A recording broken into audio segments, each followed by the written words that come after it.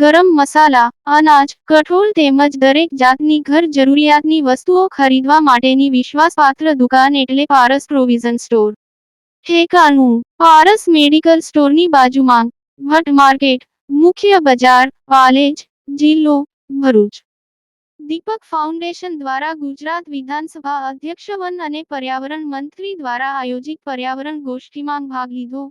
ગુજરાત વિધાનસભા ખાતે આયોજિત આ ગોષ્ઠીમાં ગુજરાતભરના પર્યાવરણ અને વૃક્ષારોપણ અંગે કાર્યરત 16 જેટલી સંસ્થાઓ જોડાઈ હતી.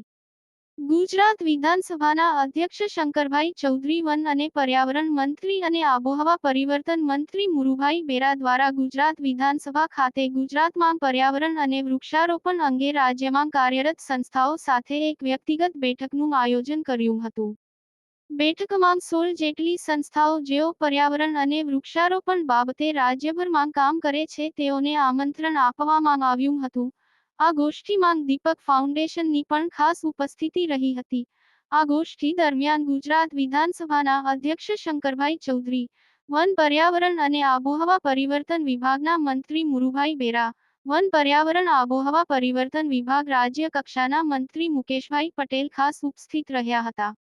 આ ગોષ્ઠી દરમિયાન દરેકની વર્તમાન વૃક્ષારોપણની કામગીરી પર ચર્ચા કરવામાં આવી હતી અને તેને કેવી રીતે વધુ મજબૂત બનાવી શકાય તે અંગે વિધાનસભાના અધ્યક્ષ શંકરભાઈ ચૌધરી માહિતી આપી હતી કે સરકાર મહિલા ડેરી ઉત્પાદકોની એક મોટી ટીમ તૈયાર કરી રહી છે, જે વૃક્ષારોપણના પહેલને સમર્થન આપવા માટે આ દળમાં જોડાશે.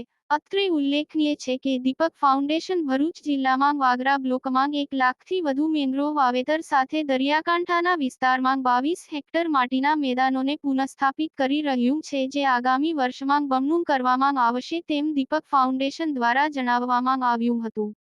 યાકુબ પટેલ, ભરૂચ. ગુજરાતના અગ્રીમ અખબારોમાં આપની કોઈ પણ પ્રકારની જાહેરાત આપવા માટે સંપર્ક કરો. જાહેરાત વ્યાજબી ભાવે પ્રસિદ્ધ કરી આપવામાં આવશે.